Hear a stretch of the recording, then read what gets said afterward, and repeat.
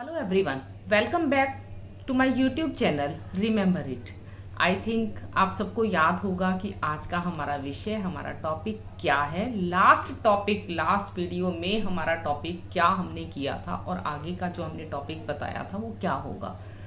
तो last video में किया था स्टैंडिंग, स्लीपिंग, स्लैंटिंग और ऑब्लिक लाइन से बनने वाले अल्फाबेट्स। और इस वीडियो में हमने करना है कर्व, अपोजिट कर्व और डबल कर्व से बनने वाले अल्फाबेट्स, और वो सिर्फ 5 ही है, A to L तक only.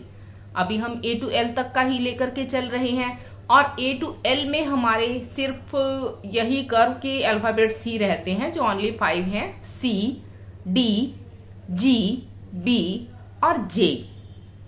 C, D, G, B और J, यही 5 अल्फाबेट्स हमारे रहते हैं। और रिटन मेथड जो है हमारा वो वही रहेगा, डॉट्स लगाने का मेथड हमारा यही रहेगा। आई थिंक आपको इन वीडियो से बेनिफिट हो रहा होगा, अपने बच्चों को, स्टूडेंट्स को इजीली करवा पा रहे होंगे। तो अब जो हमने रिटन वर्क आज से स्टार्ट करना है उसमें हमने सबसे पहले रिवीजन लेकर के चलनी है। रिवीजन हमारी वैसे कंटिन्यू ही रखनी होगी हमारे, क्योंकि छोटे बच्चे होते हैं, अगर आपने 2 डेज किसी वर्क को नहीं करवाया तो वो भूल जाएंगे। इवन हम जैसे भी नॉर्मली भूल ही जाते हैं, तो वो तो बहुत छोटे बच्चे होते हैं, उनके लिए सब कुछ फ्रेश चल रहा होता है, तो उनको टाइम टू टाइम जो है वो कॉन्सेप्ट्स हमें रिमाइंड करवाने होंगे। और अब हम करवाएंगे ये 5 अल्फाबेट्स होने के बाद A to L कंटिन्यू हो जाएगा, जो हमने बोल बोल करके लिखवाना है। और आज के हमारे जो कॉन्सेप्ट्स रहेंगे वो होगा हमारा मैच विद सेम अल्फाबेट, क्योंकि हमने लास्ट वीडियो में सेम अल्फाबेट का कॉन्सेप्ट किया था ओड आउट वाला। ओड आउट में 2 अल्फाबेट, 2 और 3 अल्फाबेट, 2 और 3 अल्फाबेट जो है हमने सेम लिखे थे। एक डिफरेंट था, उसमें ओड 1 आउट भी हो रहा था, सेम और डिफरेंट भी बच्चा सीख रहा था। तो इसीलिए ही उसी से अटैच्ड हमने नेक्स्ट कॉन्सेप्ट रखा है मैच विद सेम अल्फाबेट। तो उसमें वो कैसे करवाना है वो हम आपको वर्कशीट में दिखा देंगे वीडियो की लास्ट में। और उसके बाद हम करेंगे नेक्स्ट कॉन्सेप्ट हमारा होगा A to L से related see and write the first alphabet. See and write the first alphabet. हम पिक्चर्स बनाएंगे एक साइड और दूसरी साइड उसके सामने हमने बच्चे को, क्योंकि पिक्चर्स हमने आइडेंटिफाई ऑलरेडी करवा दी हैं, हम सबसे पहले पिक्चर्स ही ऑरल करवाने के बाद हम पिक्चर्स आइडेंटिफाई साथ के साथ करवाते हैं। वो पिक्चर्स हम बनाएंगे तो पिक्चर को देख करके बच्चा सामने उसके अल्फाबेट लिखेगा। सपोज C फॉर कैट है, C सेज कैट है, तो उसका C ओनली फर्स्ट अल्फाबेट ही बच्चा लिखेगा। A सेज एप्पल की अगर हमने पिक्चर बनाई है तो वो A ही बनाएगा, ओनली फर्स्ट अल्फाबेट ही बनाएगा। बाकी आपको वर्कशीट देखने के बाद काफी कंफर्टेबल फील होगा। समझाने से इतना आपको क्लियर नहीं हो रहा है, वर्कशीट देखने के बाद आपको अच्छे से क्लियर होगा। मैं अभी आपको वर्कशीट दिखाती हूँ।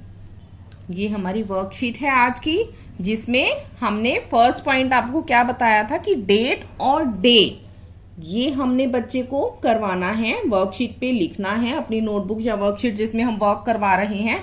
तो आज जैसे सैटरडे है तो बच्चे को हम बताएंगे कि today is Saturday and the date is 10 only 10 ही करवाना है, आगे का बच्चा क्लियर नहीं हो पाएगा उसे। ठीक है, तो उसके बाद में अब हमारे जो अल्फाबेट रहते हैं उसमें कर्व से रिलेटेड हमारा C से कैट रहता है या काउ। हम जो डिफरेंट तो हम दिखाएंगे ही सही, उसमें हमने C से कैट की पिक्चर इजीली बन जाती है, ड्रॉ हो जाती है हमसे। उसमें जब हम ड्रॉ करने लगेंगे पहले छोटी 0 फिर बड़ी 0, तो उसमें हम बच्चे को कह सकते हैं कि ये काउंटिंग का 8 है। काउंटिंग जब मम्मा आपको करवाएंगे या मैम आपको करवाएंगे तो इसमें काउंटिंग का 8 आएगा। अच्छा, ये बनाने के बाद जब आप यहाँ पर आईज और नोज ड्रॉ करेंगे, पार्ट्स ऑफ बॉडी बच्चा ऑलरेडी कर चुका है ऑरल में, यही कॉन्सेप्ट करवाते करवाते ही। तो उसमें हम बच्चे से कह सकते हैं आईज बनाते हुए, बेटा ये मम्मा क्या बना रहे हैं, ये मैम क्या बना रहे हैं, आईज। ई सेज आईज। ये देखो कितनी सुंदर सुंदर आईज है कैट की, कौन देखता है ना। आपके घर कैटी आती है, आप देखते हो ना कैसी कैसी आईज होती हैं, ऐसे शाइन करती हैं उनकी आईज, है ना। और फिर डॉट्स जो हम लगाएंगे, ये भी हमने आपको बताया था कि डॉट्स बिल्कुल जमावदार राइटिंग में ही होनी चाहिए, तभी बच्चा नीट एंड क्लीन वर्क को कर पाएगा। अगर हमारी डॉट्स सुंदर नहीं होंगी तो बच्चा वर्क बिल्कुल भी अच्छा नहीं करेगा। उसमें बच्चे की मिस्टेक नहीं होगी। तो ये हमारा सी से कैट हो जाएगा, बोल बोल करके हमने लिखवाना है। ये भी आपको क्लियर है कि यहाँ पर आप डॉट रखिए, डॉट पर पेंसिल रखिए और अब इसे गोल गोल घुमाइए बेटा, शाबाश। गोल घुमाते हुए आपने अपोजिट कर्व बनाते हुए आपने नीचे टच करना है। Yes, very good. जमा करके चलाइए पेंसिल, डार्क डार्क प्रेस करके, वेरी गुड। आपको बताया गया था कि जो भी अल्फाबेट हम बच्चे को, जो भी वर्ड हम बच्चे को बोलेंगे वो सबसे पहले इंग्लिश में भी बोलना है और सेम वर्ड को हमने हिंदी में भी बोलना है ताकि बच्चे को वो वर्ड क्लियर हो जाए। जमावदार राइटिंग में लिखिए, दबा के लिखिए और प्रेस करके लिखिए। इसी तरह से हमारा सी से कैट बच्चा इजीली बनाना सीख जाएगा। उसके बाद अब जैसे डी से डक है तो ये हम बच्चे को सिखा सकते हैं कि बेटा पहले स्टैंडिंग लाइन बनाइए यहाँ टच करके। अब ये जो हमने सी बनाया था उससे अपोजिट, अब हमने अपोजिट कर्व बनाना है। शाबाश। डी से डक, डी से डक, ये सभी प्रेस करके लिखने हैं और बोल बोल करके लिखने हैं। इस तरह से होगा। नेक्स्ट हमारा कॉन्सेप्ट है मैच विद सेम अल्फाबेट। हमने इस साइड जो अल्फाबेट लिखे हैं सेम अल्फाबेट हमने इसी के सामने लिख लेने हैं, लेकिन वो जंबल करके लिखने हैं। फिर हम बच्चे को बताएंगे कि बेटा देखो व्हाट इज दिस सी, क्योंकि हम बच्चे को सबसे पहले ऑरल करवाते हैं, पिक्चर्स करवाते हैं, देन हम बच्चे को आइडेंटिफाई करवाते हैं। बोल बोल करके बच्चा अल्फाबेट्स लिख रहा है तो उसने काफी हद तक अक्षरों की पहचान कर ली है, अल्फाबेट्स की पहचान कर ली है कि ये कौन सा अल्फाबेट है।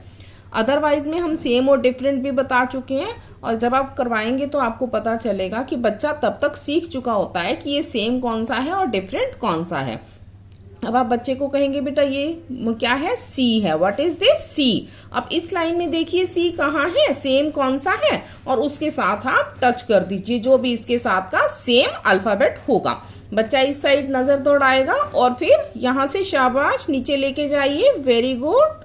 सी, शाबाश। सी से कैट, सी से ऐसे टच करवाना है।